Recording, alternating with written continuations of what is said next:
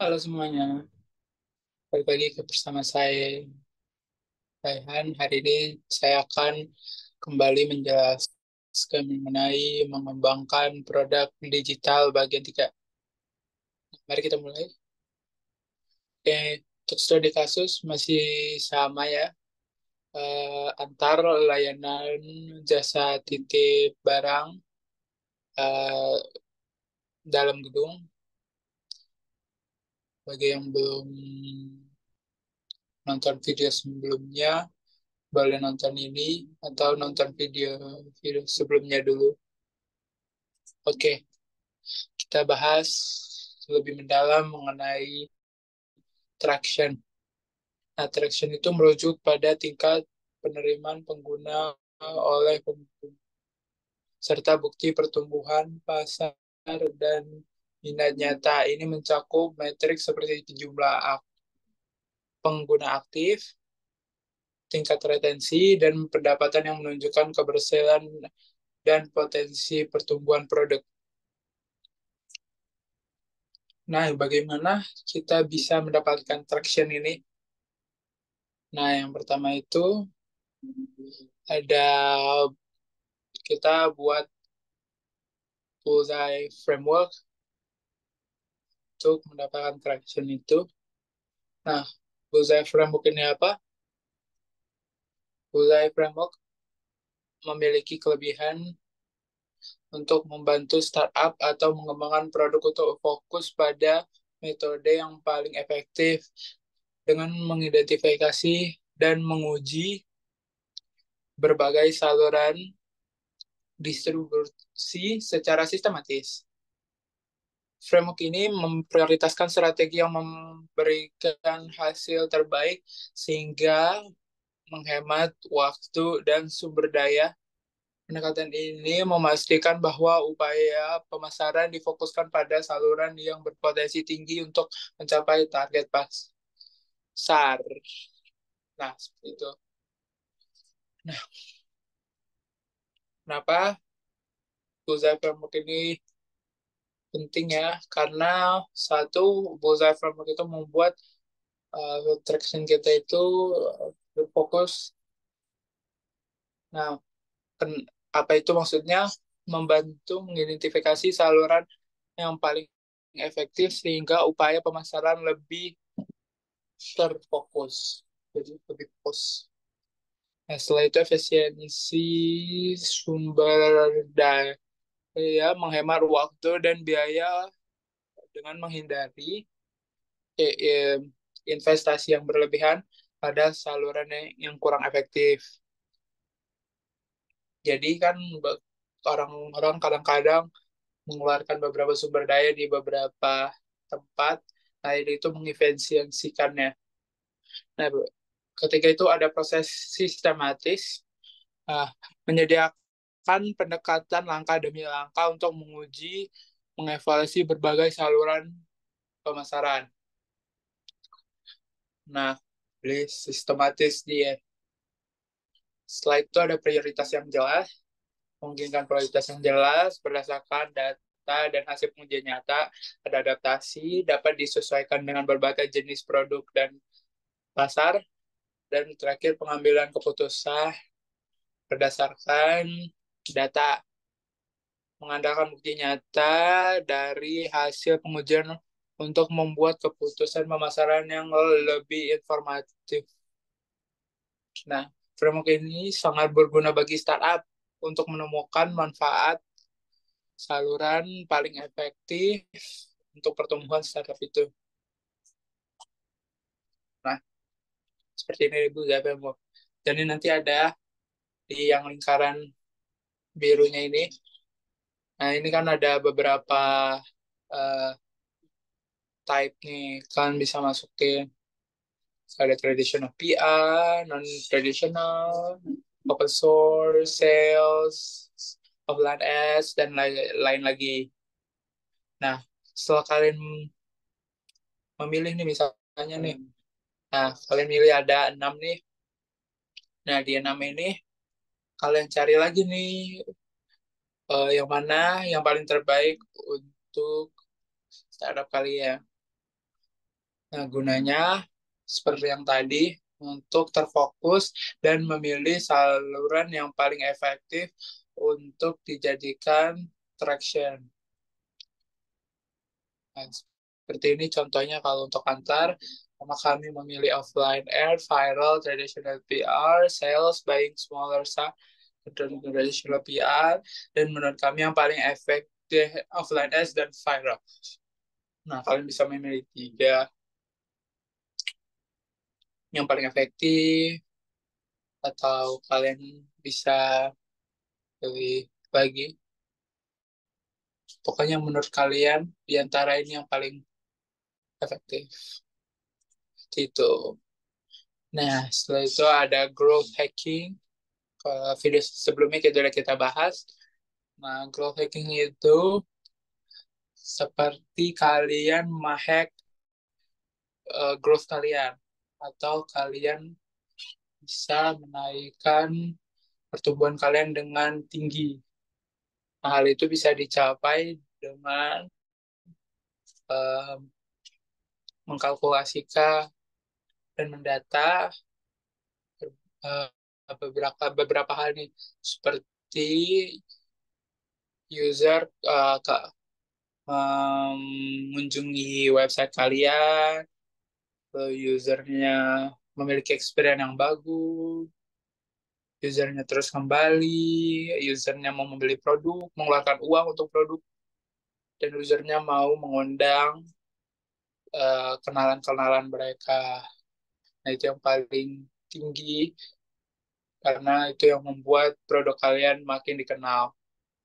Seperti itu. Nah, growth hacking itu adalah strategi pemasaran yang berfokuskan pada pertumbuhan yang cepat, berkelanjutan dengan teknik kreatif, analisis data, dan eksperimen.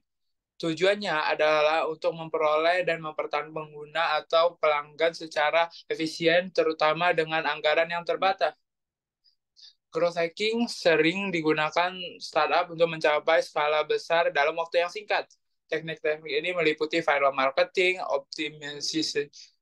optimasi mesin, pencari atau SEO, content marketing, dan pemanfaatan sosmed atau sosial media.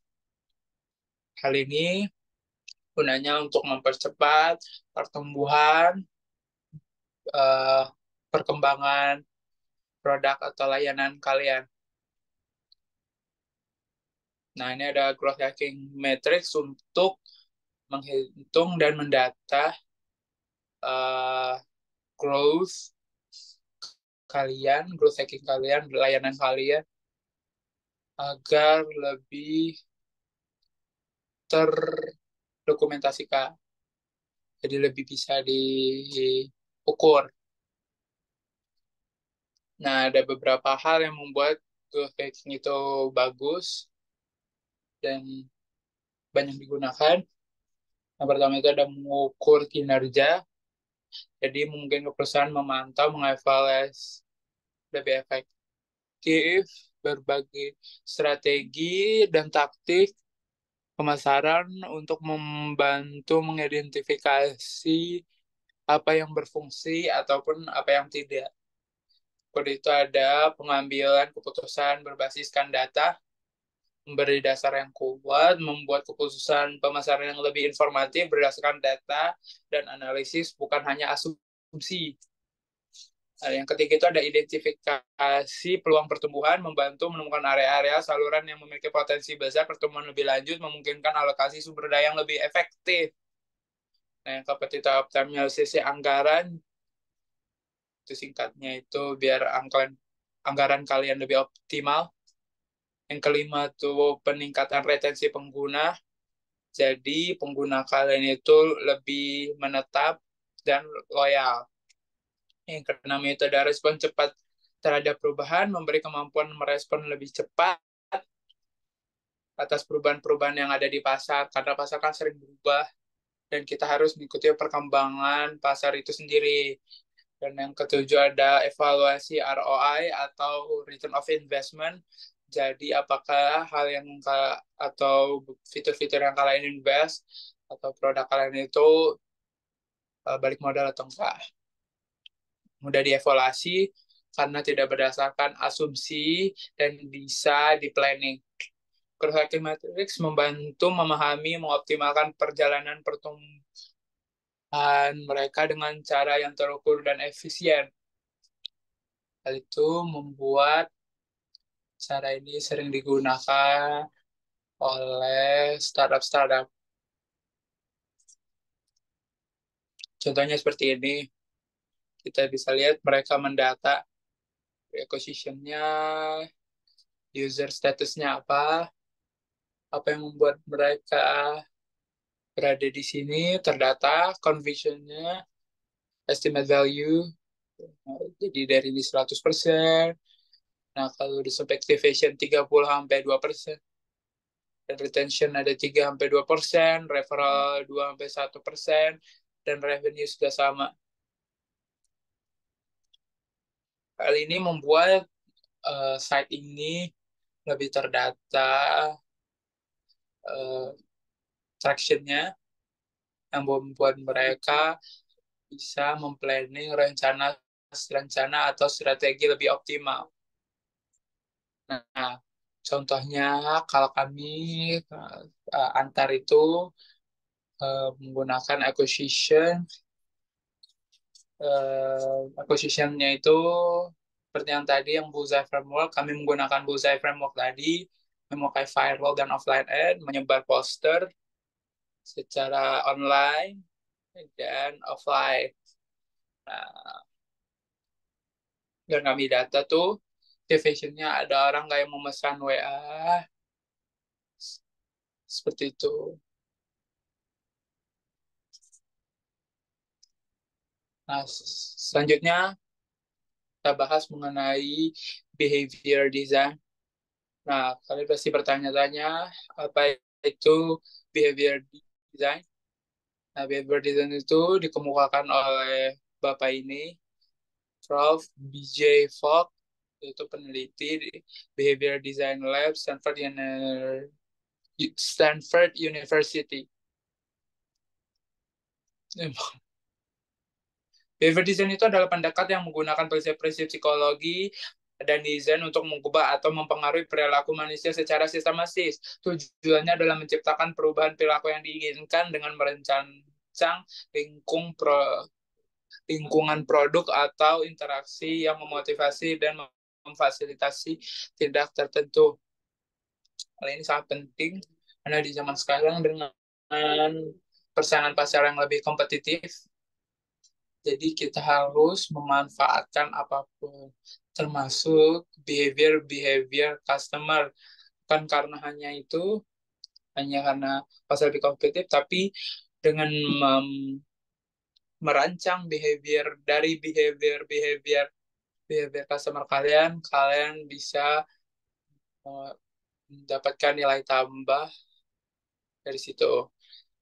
Nah, apa yang menjadi kelebihan dari behavior design ini? Yang pertama itu ada fokus pada perilaku yang spesifik, menargetkan perilaku tertentu yang ingin diubah atau dipengaruhi. Jadi, misalnya yang dulu HP itu tidak menjadi kebutuhan, dengan merubah behaviornya, ternyata sekarang tidak bisa hidup tanpa HP. Itu salah satu perubahan behavior. Nah, kalau itu ada psikologinya juga itu. Menggunakan prinsip psikologi, memanfaatkan teori dan temukan psikologi untuk memahami yang memotivasi atau menghambat perilaku.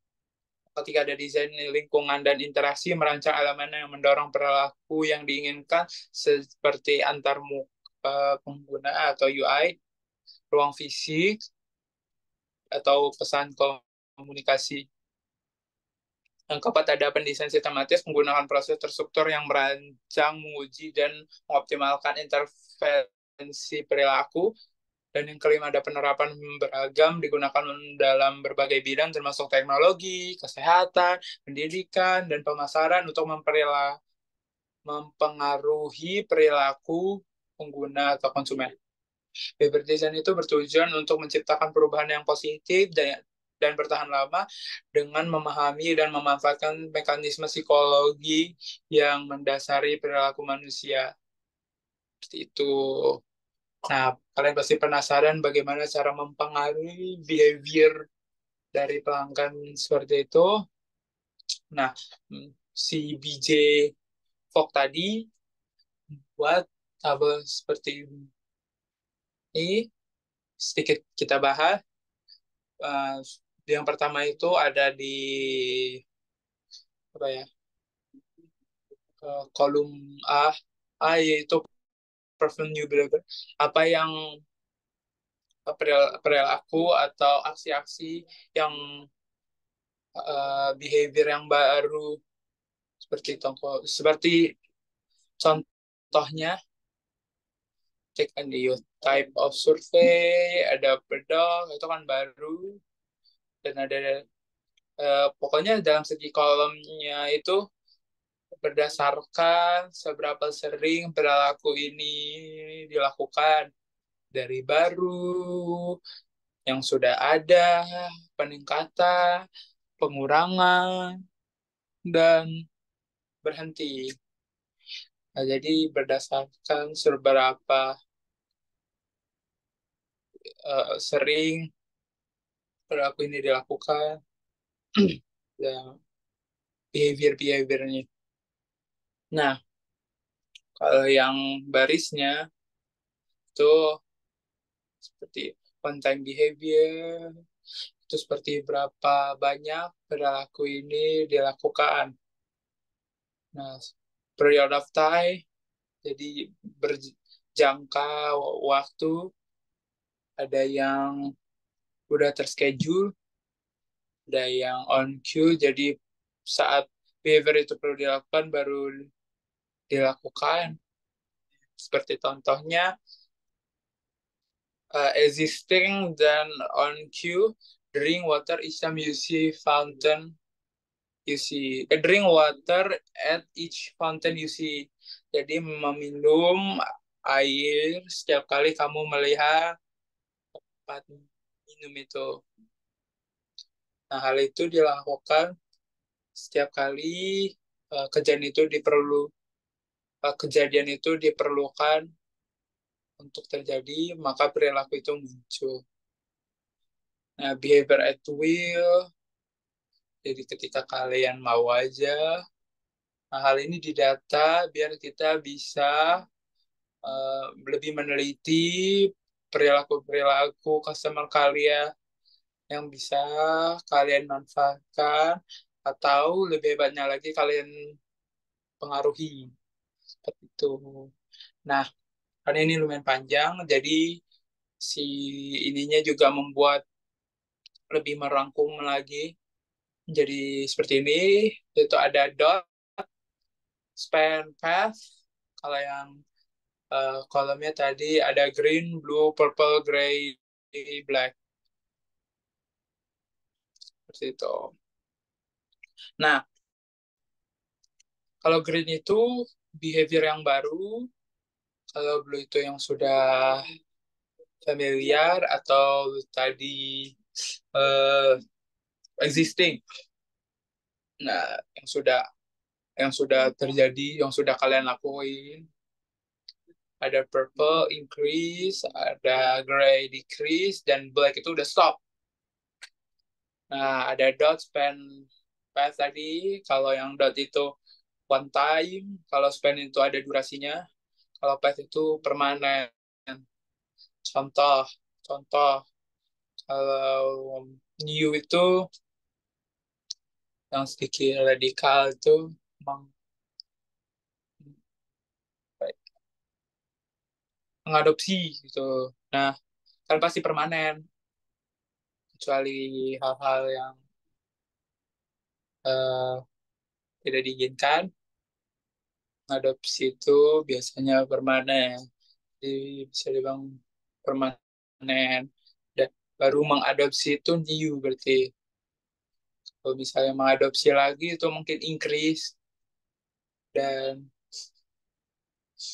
dia seperti itu. Contohnya lagi, kalau one time black dot itu contohnya di sini ada stop, do turn off a space. Heater for tonight. Jadi untuk kali ini aja, untuk malam ini aja mematikan pemanas. Itu behavior yang sekali aja kalian data seperti itu. Nah, contohnya kalau antar itu kita sampai yang ini aja, purple aja ya. Eh, dotnya itu misalnya one time-nya itu dan one time dan baru memesan layanan untuk pertama kalinya. Nah, kalau uh,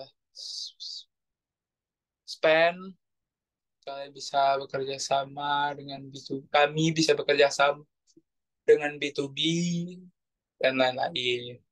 Ada banyak bisa kalian lihat nih sebagai contoh. Nah, kesimpulannya dari video kali ini itu kalian dengan cara-cara yang sudah kita bahas itu dari awal sampai sekarang bisa kalian terapkan di produk digital kalian untuk lebih mengembangkan mereka. Sebagai contohnya tadi, eh, membuat prototip, memvalidasi produk kalian, dan membuat MVP, memvalidasi MVP kalian, dan yang ini untuk kalau misalnya sedang berjalan, eh, itu bisa meningkatkan traction kalian, maaf.